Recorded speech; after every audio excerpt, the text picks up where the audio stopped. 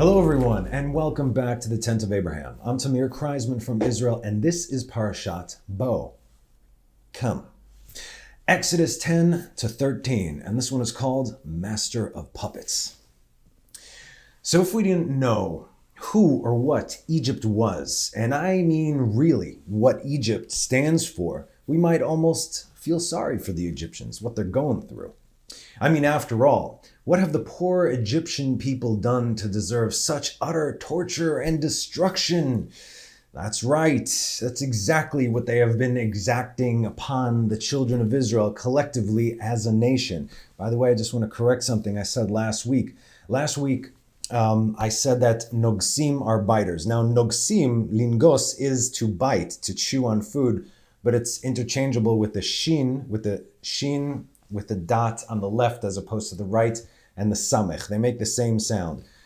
Nogsim in the portion means tormentors, not biters, but it's the same word, just a different letter. So that's a correction right there. Anyway, so at that point in time, when they were in darkness incarnate, it was the darkest place on earth, spiritually speaking. And of course, during the plague of darkness, it was in the literal sense the darkest place on earth.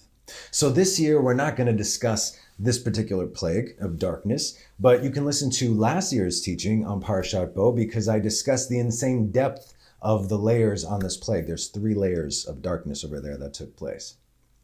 And please don't forget the purpose of this round of teaching, okay, after we've already familiarized ourselves with some of the basics and the stories, is to understand what is to come. Remember, everything we are learning here, that's for the end of days. While last year we were in elementary school, this year we're in high school. We're graduating. So, if you've been with me thus far, congratulations. You're moving up in the world to come.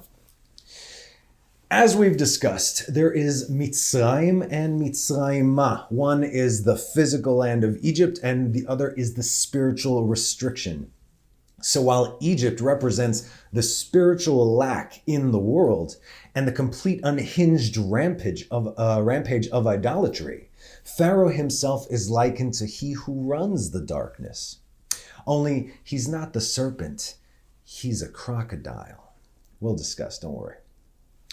And by the time I'm done with you, it is my hope that you can tell the difference between the puppet and the puppet master. Our portion opens with the verse. The Lord said to Moses, "Come to Pharaoh, for I have hardened his heart and the heart of his servants, in order that I may place these signs of mine in his midst." ויאמר אדוני אל משה, בוא אל פרעה, כי אני הכבדתי את ליבו, ואת לב עבדיו, למען שיתי אותותיי אלה בקרבו. So the most obvious and common question in regards to this verse is, why does it say come to Pharaoh and not go to Pharaoh? To which I have a question of my own. Why do all your English translations say go to Pharaoh? Go ahead, read. 10:1. But never mind about that for a second. There are 2 other verses where this exact same wording comes into play. Chapter 7, verse 26. Vayomer Adonai el Moshe bo el Paro. The English says, go to Pharaoh, right? Ve'amarta. And then the next one is in chapter 9, verse 1. Vayomer Adonai el Moshe bo el Paro. And of course, now 10:1. Vayomer Adonai el Moshe bo el Paro. So this is the 3rd time he's saying bo el Paro, yet the big question is, why is he saying it here? We'll explain. So, what is it, like a 3 strikes, you're out type of situation? I mean, maybe for those of you who continuously take the blue pill, meaning you know the common answer and or explanation that's given every year we discuss this parsha. Why does it say come instead of go to, and so on and so forth? You read it, you hear it over and over, year after year. You know exactly what's going to happen. You know the answers. Well, if you're just joining us for the first time, then I say welcome to the Tent of Abraham, and we are all out of blue pills here. So let's take that red pill and see just how far this rabbit hole goes. God was revealing some secrets here to Moses, as you are about to get some secrets yourself. And thanks to our sages who have deciphered these secrets, we now have access to them as well. Just like we have accusers here in the world below, so we have them in the heavenly realm. The accusers here on earth come in the form of men whose strings are being pulled by the accusers above. Now, as we know, that whatever happens down here happens up there. When we sin here on earth, we literally create a dark angel that is the spiritual incarnation of that particular sin. That angel, that sin takes on a personality of its own, and you created it. But on the flip side, whenever we do a good deed or even utter a single word of Torah, you have no idea what's happening right now, me speaking this and you listening to this. We create good angels, every word, every utterance, that a spiritual incarnation of the mitzvot, they rise up to the heavens. Now, these dark angels are our many accusers who will escort us throughout our entire lives to the afterlife. And then they'll stand with you before God and say, guilty. Now, they're right by you, like we said, when we stand before God, and they will present themselves as your sin. I am his sin. I am this, that, and so on and so forth. And of course, the good angels, they do the same on the opposite end of the spectrum. And both of these sides are both your accusers and intercessors. So at some point, they'll, kind of cancel each other out. Kinda, not exactly. The cool thing is, though, is that we have the power to turn every last one of those dark angels into a good angel. And how do we do this? Through the process of tshuva. This way, we take that which is sin and unholy, and through the complete repentance, through the whole process, we change them just as we are being changed in the process. So when we understand that we down here, us feeble mortals, have the power to not only create angels, but to change them from bad to good, try and comprehend the influence and authority that we were given by God to do so. In this realm, we command angels. Do you understand what I'm saying? In other words, we create the puppets here, and we are the ones, we become the puppet master. Let us make man in our likeness, in our image. Now, when do we stand before God? When we die? I mean, sure. But in this case, while we are still alive. Every year we stand before God on the great day of judgment. We assemble as individuals and as a people before the Almighty God as we wait our trials. And while we gather in the synagogue, which with much fear and trembling, would you like to know what's going on up there at that exact moment? I'll tell you. But all those who have a problem with Israel, you're not going to be happy about it. So, let's take a look, shall we? Job 1:6. Now the day came about, and the sons of God came to stand beside the Lord, and the adversary too came among them. Vayehi hayom, the day. Vayavo bnei Elohim lehityatzев, to stand, al Adonai. Vayavo gam hasatan, recognize the word, betocham, amongst them. Because guess what? He too, Satan, is one of the sons of God. And he too has a job. And he just happens to be very, very good at what he does. The best. Vayehi hayom. Now the day came about. And what day is this? This is the day of judgment. It's Rosh Hashanah, y'all. Vayavo bnei Elohim, and the sons of God came. Here are your angels. Your good deeds and your bad deeds. Those are them.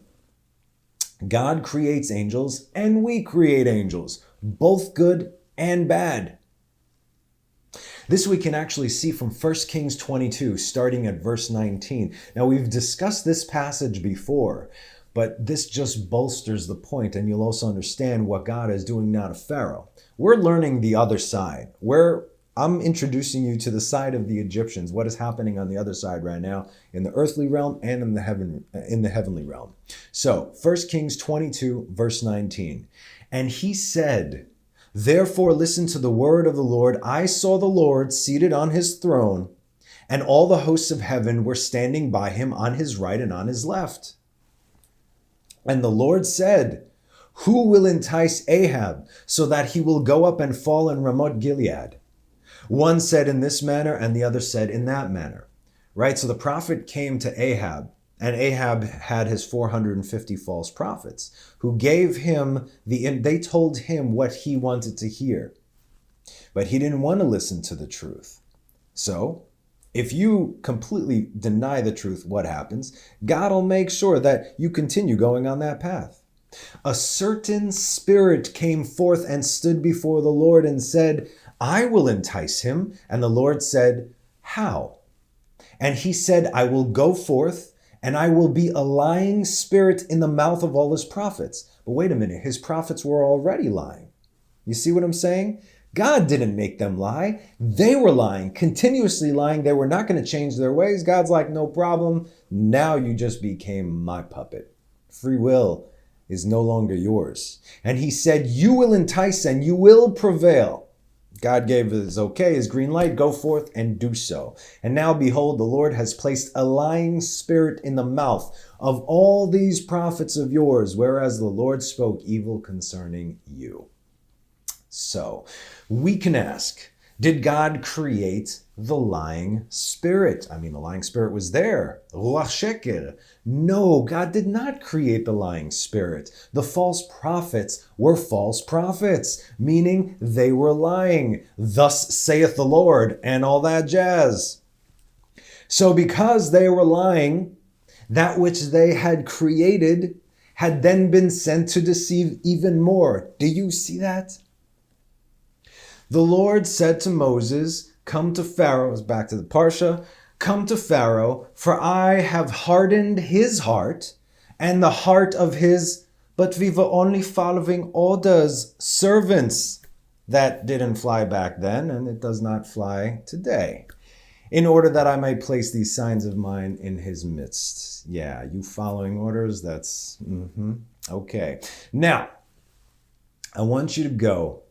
And I want you to go back and read how many times Pharaoh hardened his own heart until now, until he was done. That's it. God did not let him go. From the moment that Moses walked in there, and Pharaoh hardened his heart, and Pharaoh hardened his heart, and his people's heart were hardened, and Pharaoh hardened his heart. There's just so much hardening that can go on. This is the same as the seventh realm of hell, Abaddon. We discussed this. Once you enter there, it's all over. There is no going back, okay? When you get to Sheol, which is the sixth level, you can still come up from there because there's a 12-month period that you're going to spend in there. Talking about the children of Israel right now. Pharaoh is past the point of no return. And every last thing that he did was coming right back on his head, beginning already before the first plague. Crocodiles. Don't worry, we'll discuss. So the sons of God who gather around him, they're there to give an account. In regards to whom? Only Israel. As we have learned throughout the year, this past year, a whole year, not just January, or just any person with eyes and common sense can understand that Israel sets the tone for the rest of the world. We know this, right? Just read history. Look at what's happening in the world today. Which is why I tell you, pay attention to what's happening now in Israel. The political situation is crazy. We're going for a third round of elections. There may even be a fourth. This thing is unheard of. This is uneasiness. This is unrest. There's no solid ground here in Israel at the moment, and things are about to get really, really shaky. So keep those eyes open, because it's going to ripple to the rest of the world. But I digress yet again. So the sons of God, the angels, are gathered around God on Rosh Hashanah. And what are they doing? They're telling God of what Israel has been up to. Now, for the most part, there are more accusations than good reports. And then when Satan shows up, you know he loves nothing more than accusing Israel, as he is the chief accuser. I mean, ever since Jacob bested him, he's like, no, this is They got my focus right now. The Lord said to the adversary, "Where are you coming from?" This is back in Job 1:7. "Where are you coming from?" Then the adversary answered the Lord and said, "From going to and fro on the earth and from walking in it." Does God not know where Satan is coming from? Did he have to ask him that? Did it even have to be written? Sure, of course he knows. But the question was not for him. The question was for us to understand. So, thank you, God. As we know from Psalms 24 of David, a song, "The land and the fullness thereof are the Lord's, the world and those who dwell therein." What God knows every blade of grass and every grain of sand, which way the wind is blowing. He does that. Meaning that God placed all these things, including every angel, exactly where he wants them to be, each according to the very purpose that they were created. Each angel has a purpose. Each human being has a purpose. Find your purpose and fulfill it, and let nothing in the world stop you, because that is the reason you were created. So when God asks the rhetorical question of, "Where you been, Satan?" Satan answers, "From going to and fro on the earth and from walking in it." Mishut ba'aretz u'mitalech ba. Or in other words, just doing my job, combing the earth to which you gave me full authority over. True. And since this is the time for accusations, Rosh Hashanah, and we know that Satan is the accuser of Israel, what does God immediately do? Oh, by the way, Satan, who is Malach HaMavet, he's the guardian angel of Edom. Don't forget that. Now the Lord said to the adversary, "Have you paid attention to my servant Job? For there is none like him on earth, a sincere and upright man, God-fearing and shunning evil." These words are exactly what they are. No more, no less. God said this. God just diverted Satan's attention from Israel. That's what's happening here. Who he was about to come against. That's what Satan is there for. He's like, "Oh boy, here we go." God's like, hey. Do you see that guy? He is really good, God-fearing. He directed his attention towards the nations. In this case, it was Job. Now, this is the same concept of the Seir La'azazel, the scapegoat. I believe we discussed this. On Yom Kippur, the high priest takes two identical he-goats and he casts lots. One is to God and the other is to Azazel. Azazel is another name of Satan. So the high priest briefly takes the sins of Israel upon himself, and then he transfers them to the scapegoat. He presses on the head of the goat. All the sins divert to the goat, and then he sends it off into the wilderness. Sometimes it's just, to go off and die there. Sometimes it's off a cliff. There are many different variations of this, but the whole concept is the same. And what happens? That goat that is now carrying all the sins of Israel is going away from Israel. And the reason behind this is the same tactic that God is using right here. Satan follows the sins. If he's got nothing to accuse you, then he is not the accuser, because he is the accuser of actual sins. So he will go wherever God directs his attention. And in this case, it's Job, meaning focus on him and away from my kids.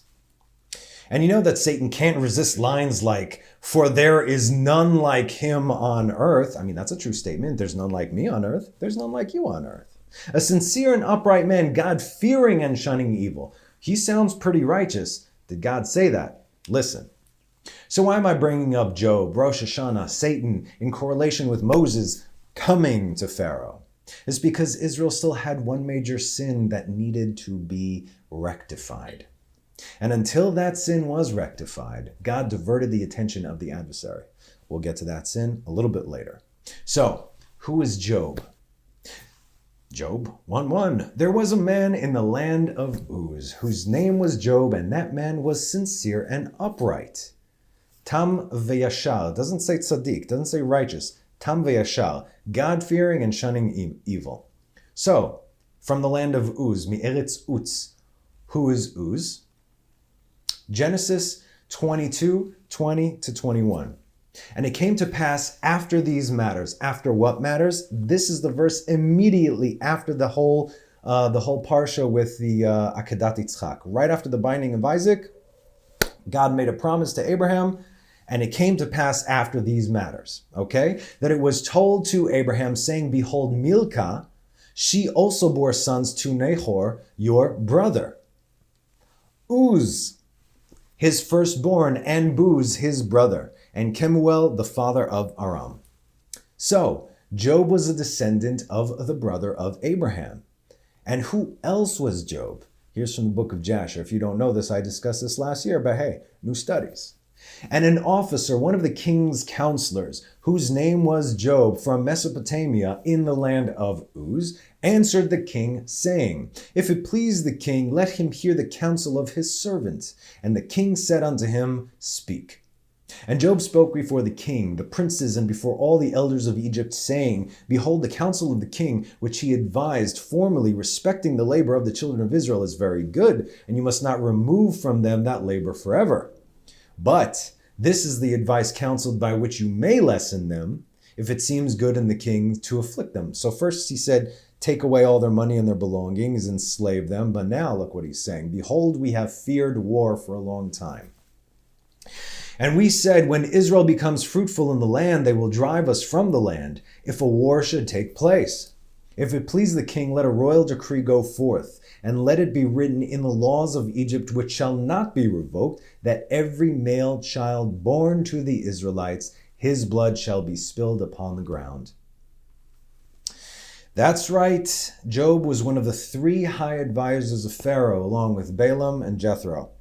Jethro opposed all this, which is why he was exiled from Egypt. He had the first Exodus, and he Moses caught up with him later. And we know what became of Balaam. Balaam's whole thing was throw them in the river, because they were tried by fire already through Abraham, and they prevailed. You can't have their blood spill on the ground, because the dust of the earth helped Moses cover up that body. So they were not tried through water yet. Water's going to take care of them. Big mistake. Anyway, now when the adversary said that he was going and coming in the earth, at that time he was requesting judgment against the children of Israel for a very specific reason. This was his claim. Justice was not performed against Isaac when he was offered on the altar, and he should not have exchanged it.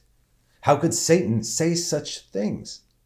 What, you think one of God's angels doesn't know God's Torah inside and out? Even Satan, he knows it a lot better than you, I can promise you that. Leviticus 27:10 says, he shall not exchange it or offer a substitute for it. This is Leviticus. This is later on in time, but the Torah was always here. Satan knows the Torah better than we do. See what I'm saying? So time does not play in this scenario here. He shall not exchange it or offer a substitute for it, whether it be good or whether it be for a bad one, or a bad one for a good one. But if he does substitute one animal for another animal, both that one and its replacement shall be holy. In other words, even if you're going to get another animal, the ram, it should have been Isaac and the ram. Okay, and Satan's like, listen, this is your law. This is what your Torah says. So why did you replace Isaac? He continues, Isaac was already on the altar, yet he was not consummated to be a sacrifice, and no punishment was carried against him. The angel of death, Hasatan, does not actually lie. He deceives. It seems like he lies. I mean, it is kind of like a thing. He speaks with the slippery tongue. He'll change everything. He will withhold information, but the things that he actually speaks are factual. But again, you take any,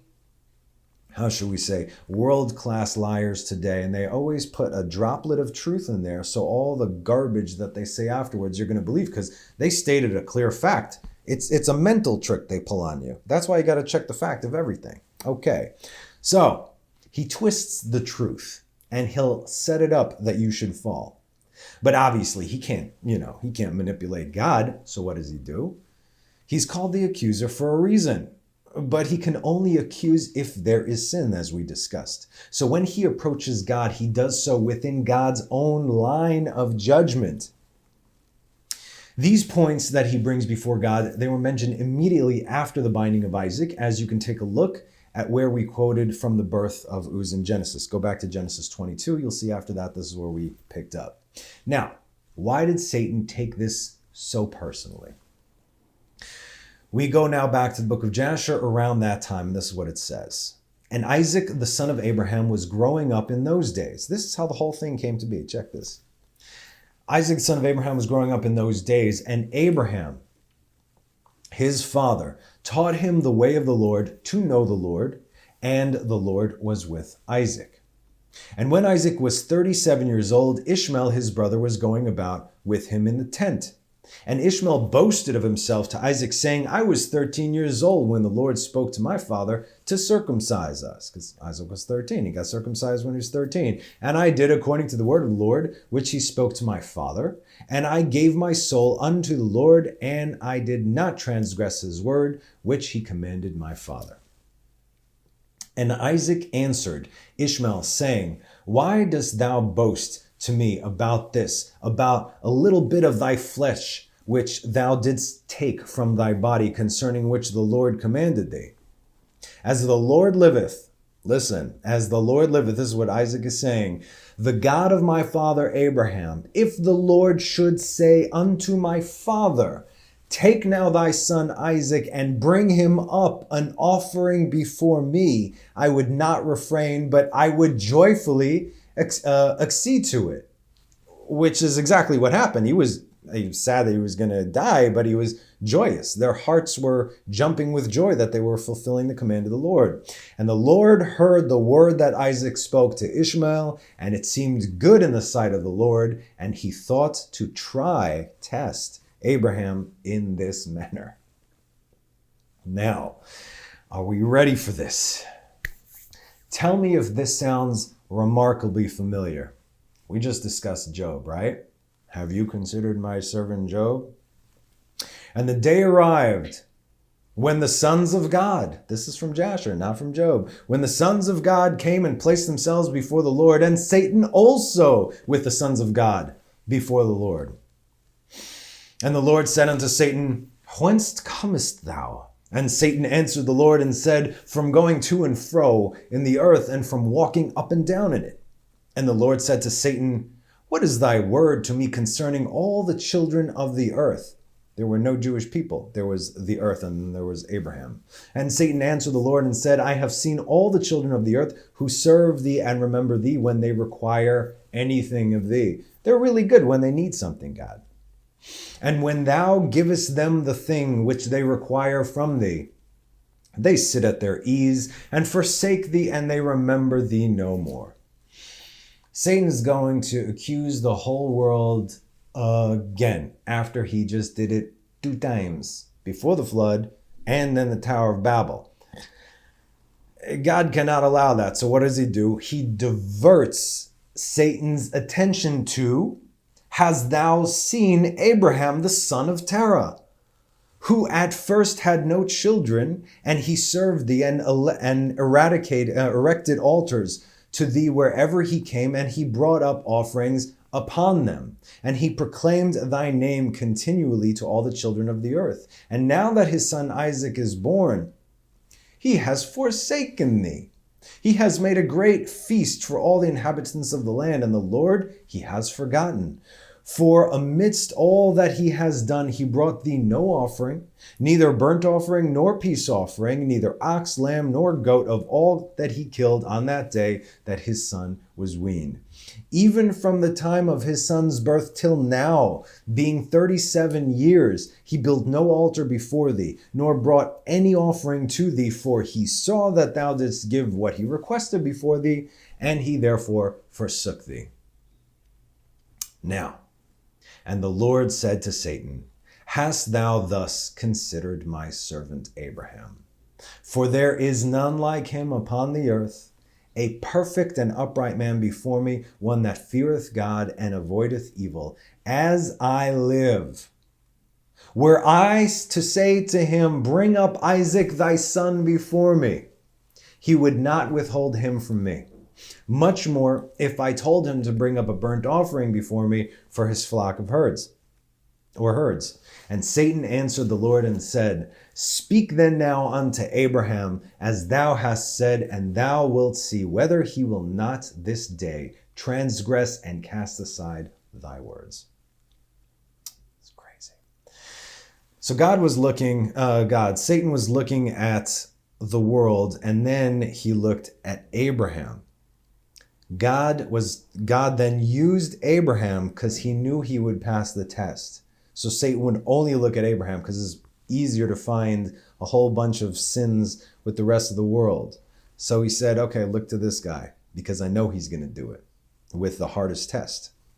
So in last year's teaching on the binding of Isaac, we see Satan is every step along their way, trying his hardest to thwart their attempts to complete the test. And the emphasis here is on the word test. And it came to pass after these things that God tested Abraham. This is Genesis 22:1. And he said to him, Abraham, and he said, here I am. We know it, but back then he didn't. But it was almost by Satan's own words that Abraham was tested and prevailed. You see, initially, Job advised Pharaoh to just take all the Israelites' money and possessions, but not to kill them, right? So what did God do? He exacted perfect judgment back on the head of Job. Job 1:12. Now the Lord said to the adversary, behold, all that he has is in your hands. Only upon him himself do not stretch forth your hand. Now the adversary left the presence of the Lord. We know what happened, right? He went broke in a day and all his kids were dead. In other words, take all his belongings, but do not harm him physically. Because that's what he said. Take all the Israelites' belongings, do not harm them physically. But as Job continued to advise Pharaoh against Israel, so did God allow Satan to harm him in the same manner. Job chapter 2, verse 1. Now the day came about that the angel of God came to stand beside the Lord, and the adversary too came among them to stand beside the Lord. This is 1 year later. Now the Lord said to the adversary, where art thou coming from? And the adversary replied to the Lord and said, from going to and fro in the earth and from walking in it. And the Lord said to the adversary, have you paid attention to my servant Job? For there is none like him in the earth, a sincere and upright man, God-fearing and shunning evil, and he still maintains his sincerity. Yet you enticed me against him. Now the adversary replied to the Lord and said, skin for skin, and whatever a person has, he will give for his life. But stretch forth your hand now and touch his bones and his flesh. Will he not blaspheme you to your face? And the Lord said to the adversary, here he is in your hands, but preserve his life. As in, go ahead, go to town, mess him up, but do not kill him. Now the adversary departed from the presence of the Lord, and he smote Job with severe boils, from the sole of his foot to the crown of his head. I'm going to read this in Hebrew. You can understand. Vayetzeh Satan me'et pnei Adonai, vayach bom et Iyov, be-shchin. What is shchin? Boils. This is the sixth plague. Now, this is a type of death. They all are. In most cases, it's worse than death. Some might say it could even be as though one is longing for death but cannot find it. This is torture. Stretch forth your hand now and touch his bones and his flesh. And the Lord said to the adversary, here he is in your hands, but preserve his life. So now Satan has been given even more reign over man. This time it's the physical ailments as well, meaning the flesh, but not the soul. And where's the first place that we see this? Genesis 6:13. Listen to the wording. Vayomer Elohim leNoach. We get that? God said to Noach, Ketz kol basar ba lefanai. Ketz is the end. Kol is all. Basar, flesh, ba, bo, has come lefanai, before me. And God said to Noah, the end of all flesh has come before me, for the earth has become full of robbery because of them, and behold, I am destroying them from the earth. Who or what is the end of all flesh? Did we ever look at this? I never looked at it until I was doing this study. It's the same as the end of darkness. This is Satan. The end of all flesh, the end of the darkness, that's where you find Satan. We discussed this in Parashat Miketz, in the shadow of death. How Miketz, which literally translates to the end, is referring to the end of darkness, which is Satan. The reference points for this is in Job 28. Job 28, 3, 4, and 5. He made an end to darkness, and every end he fathoms. He made an end to darkness. God created Satan, who is the end of darkness, and every end, Satan, he fathoms. In other words, he's searching between the rocks for sinners. A stone of darkness, this is what he is, and the shadow of death, Satan. A stream bursts forth from the place of its flow, Joseph. Those who cause the foot to be forgotten are removed. Satan is the one who causes those to be forgotten. It's removed. Yea, from man they were lifted up. A land from which bread emerged, and its place was as though turned into fire. Egypt. So, was Job punished unlawfully? Did God just use poor innocent Job as a distraction to spare his children Israel? Of course not. This dude was guilty of high crimes against God and his children Israel. And just like God allowed Pharaoh to live through all the things that were coming in order to prove a point and be as an example, so too Job, who was, who is but an individual, who is part of the other side, the Egyptians. God exacts perfect judgment on those who have it coming. So just like Satan came to God before the flood to accuse mankind, he also came after the flood during the Tower of Babel. And we just read how the end of darkness fathoms everything, meaning that he seeks to destroy everything. After the flood, God wasn't taking his word for it. He's like, I just destroyed the world. You're saying that again they're messing up? And so, Genesis 11:5, we read, and the Lord descended to see the city and the tower that the sons of man had built. It doesn't necessarily mean that God physically came down. This is to prove that point. I don't trust you, Satan. I know because I made you. And you're sneaky. You see, before there was Israel and before there was Abraham, the adversary's focus was on all mankind. But once Israel became a people, the sole purpose of Satan was on them, was to destroy them. If there is no Israel, there is no world. There are no nations, nothing. Never forget this. Deuteronomy 32, 8 and 9. Pin that up on your wall. When the Most High gave nations their lot, when he separated the sons of man, Tower of Babel, he set up the boundaries of peoples according to the number of the children of Israel. Because the Lord's portion is his people Jacob, the lot of his inheritance. Are you Jacob? According to who? You can only be Jacob according to Jacob. Fact. We see the personal breakdown of Job, that Satan was in fact correct. The only reason he feared God, it said, he's God-fearing.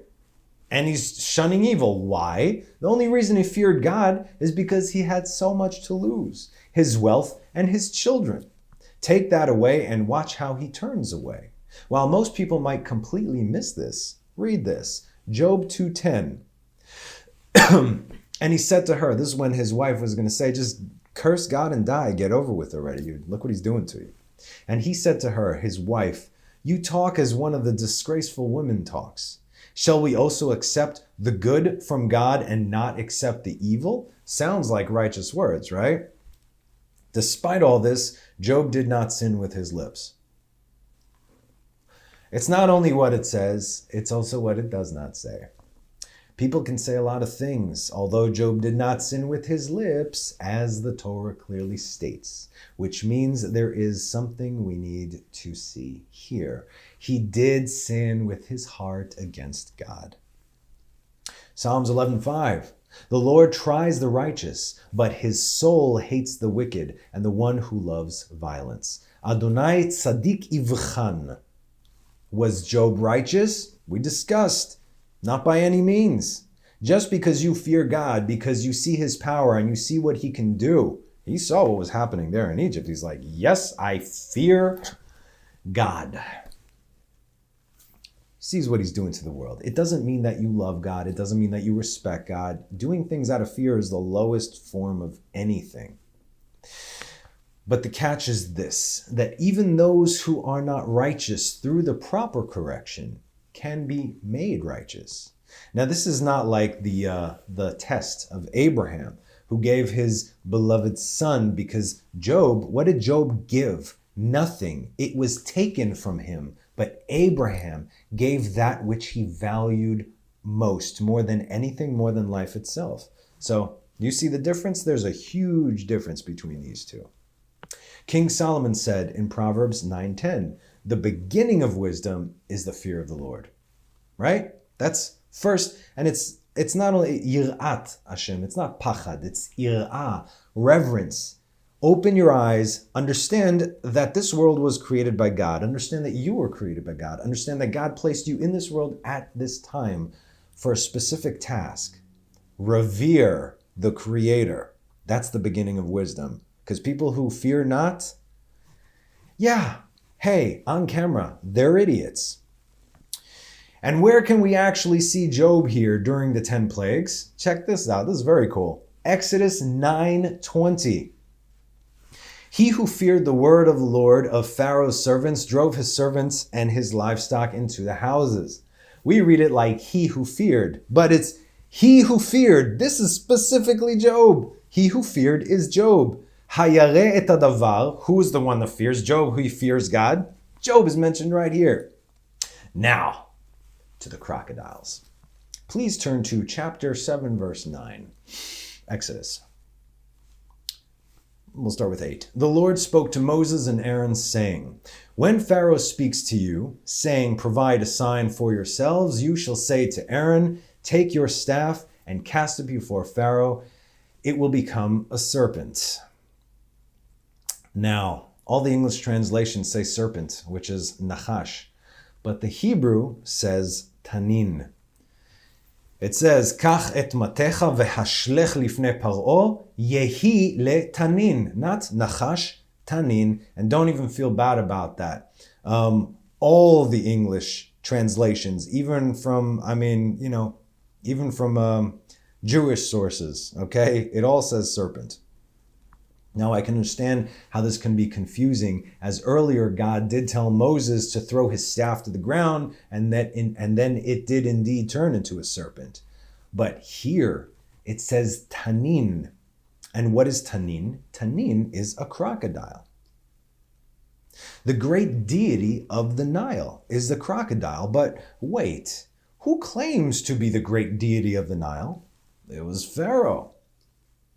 And this is all because Jacob blessed Pharaoh that whenever he approaches the Nile, the water should rise up and greet him. So when people saw this, they're like, oh my goodness, Now, of course, we know it's not the same Pharaoh. There's been already, I think, 3 generations since then. But it wasn't the person necessarily that he blessed, but rather the title.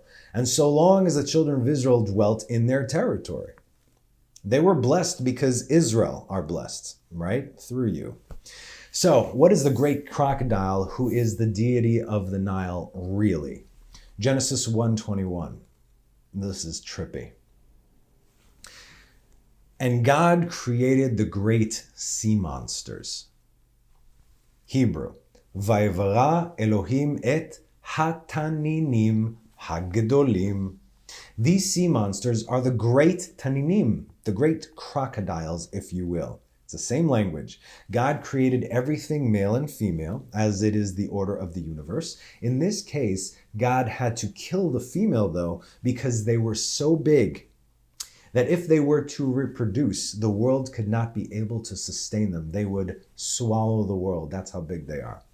What, you're scared of a great white shark? You know what else is in the ocean? You have no idea. I don't think I'm going swimming again. So, the great Tannin, from the creation of the world, he's still out there, somewhere in the deep. Now, with another name that this Tannin goes by, this might sound familiar to you, is Leviathan, or Leviathan. Now, Leviathan means whale in modern day Hebrew, but this is a very, very specific animal. This Leviathan is a kosher fish. Why is it kosher? Because at the end of days, we're going to be eating it. Yeah, that's a thing. Now, the secret of this Leviathan is too complex to explain. I went through this study. I don't think that I would be able to teach what I've learned. Not yet. Maybe next year. But it's too complex to explain, as it includes all 10 attributes of God, okay? We discussed 7, all right? And scratching the surface at that. And since we haven't even begun to really get into it, just take my word for it, okay? It's there. Or don't take my word for it, in which case, have at it. Good luck with that. But don't focus on that. It'll take you off the thing. This is extra things. So in any case, when Aaron threw down his staff and it became a tannin and not a serpent, this was a direct message to Pharaoh. This is what I was telling you earlier about how Pharaoh got a heads up as to what would happen even before the plagues began. Do you recall I said that? We continue in chapter 7. Thereupon Moses and Aaron came to Pharaoh, and they did so as the Lord had commanded. Aaron cast his staff before Pharaoh and before his servants, and it became a serpent. But, Hebrew, lifnei avadav vayhi le-tannin, it became a crocodile. Then Pharaoh too summoned the wise men and magicians. Just so you know, Pharaoh was the wisest man in Egypt. He was wiser than all his advisors and all the magicians. He's no fool, not by any means. Pharaoh summoned his wise men and his magicians, and the necromancers of Egypt also did likewise with their magic. It says specifically magic. Each one of them cast down his staff, and they became serpents. It only says vayhi le-tanninim, crocodiles, but Aaron's staff swallowed their staffs. Now, if we just read the simple text here, we understand 2 things. 1, they did not turn into serpents. We can already understand that. So what we saw in the 10 Commandments movie, although it was not bad, that didn't happen. And 2, they were not in crocodile form when the consuming took place. It didn't say that Aaron's crocodile or Aaron's crocodile ate their crocodile. It said Aaron's staff ate their staff. Miracle. Like greater miracle. It's a piece of wood eating another piece of wood. Oh, it's crazy. So the conjurer's magic was nothing more than an illusion. They could fool the physical eye, meaning the individual's perception of the staff, while Aaron's staff really turned into a live crocodile. This was God showing Pharaoh the false tannin, that he sees right through his little charade over there. This was Moses and Aaron showing the conjurers that they are nothing more than amateur magicians at a 3-year-old birthday party. So when God told Moses, "Come to Pharaoh, boil Parashat," he brought him into the innermost rooms from which many levels evolve. This was, for Moses' sake, the secret of the great serpent. Yeah, that one. Since even the Leviathan feared the serpent, but Moses became his master. You recall, God said, take your staff, throw it down, it became a serpent, a snake. Moses ran away. He said, get back there, grab it, own it, and return its form. End of days. Okay, how have you fallen from heaven, the morning star? You have been cut down to earth, you who cast lots on nations. And you said to yourself, to the heavens I will ascend. Above God's stars will I raise my throne, and I will sit on the mount of the assembly in the farthest end of the north. I will ascend above the heights of the clouds. I will liken myself to the Most High. Ooh. But into the nether world shall you be brought down to the bottom of the pit. Those who see you shall look at you, shall gaze earnestly at you. Is this the man who caused the earth to quake? Who wrought havoc among the kingdoms? This nothing? This would be the end of Pharaoh, and this will be the true end to the great serpent in the end of days. This is Isaiah 14, by the way. So, we have the locust, we have the darkness, and then we have chapter 12. The Lord spoke to Moses and Aaron and to Aaron in the land of Egypt, saying, this month shall be to you the head of the months for you. It shall be the first of the months of the year. Why for you? HaChodesh hazeh lachem Rosh Hashanah. Lachem, for you.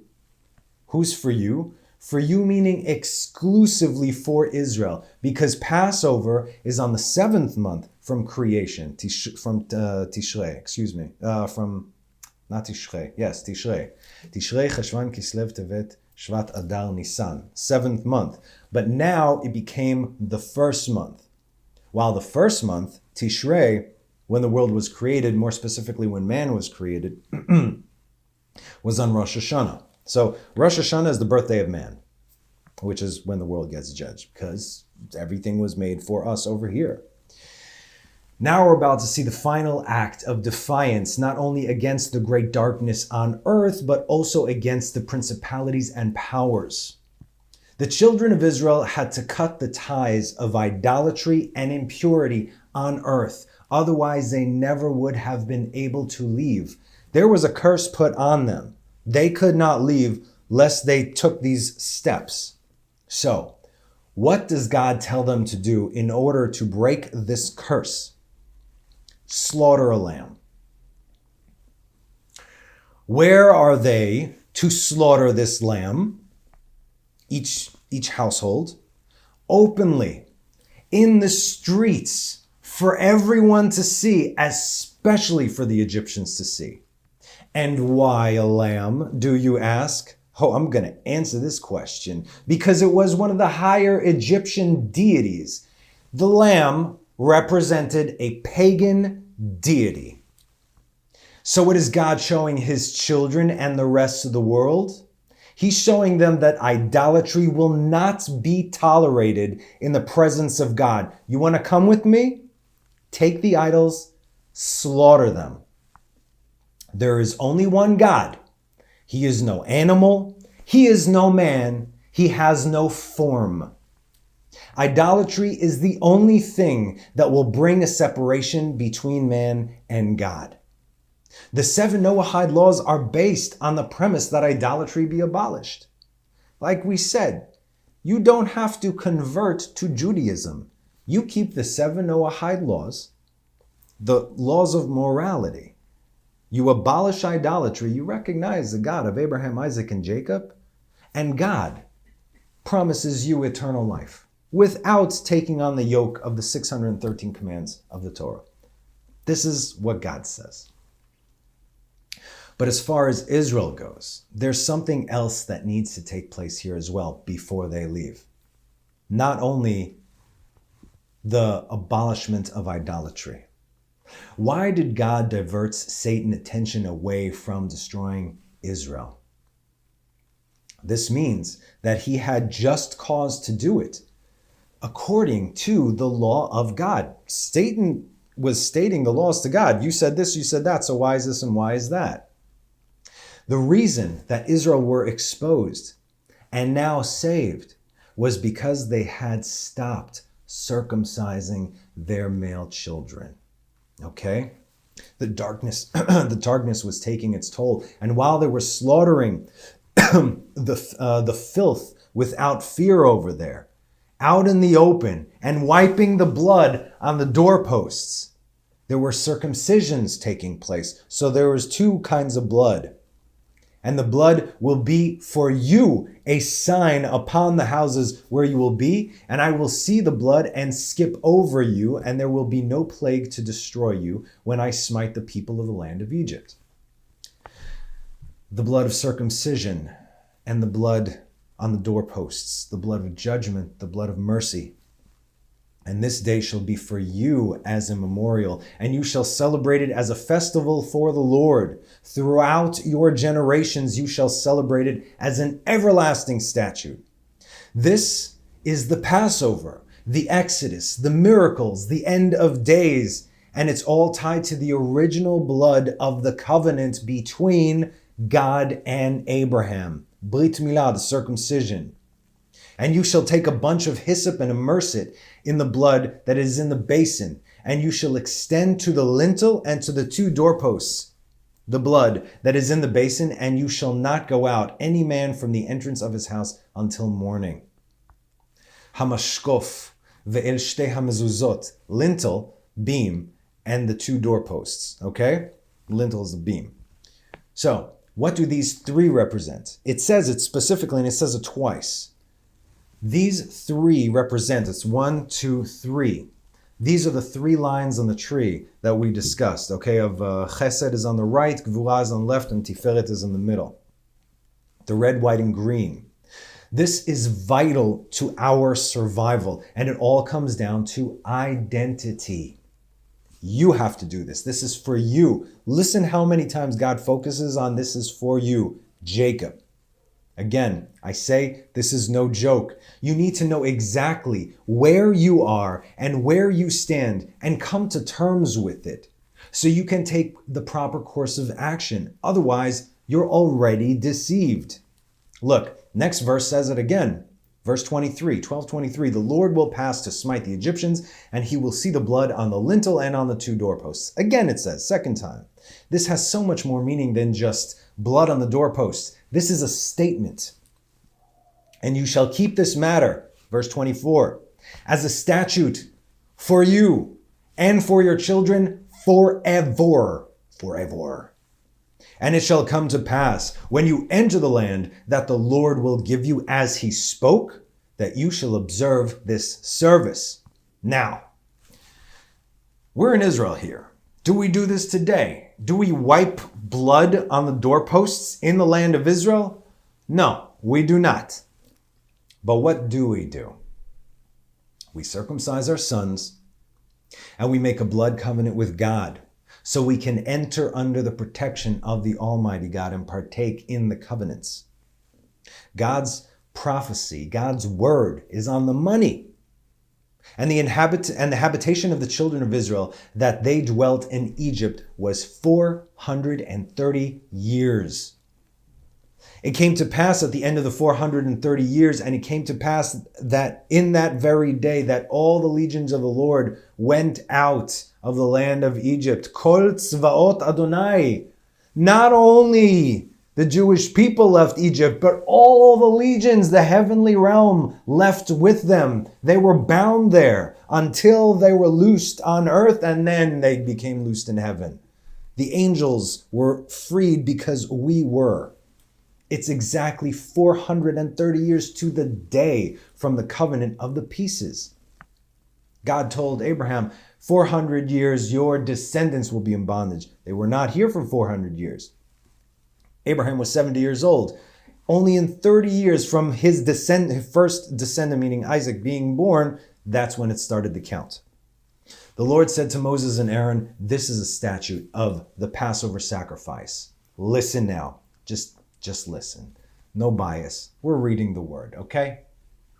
No estranged one may partake of it. Kol ben nechar lo yochal bo. Who is the estranged one? Ben nechar, one who is not legitimately Israel. You want more details? God gives them.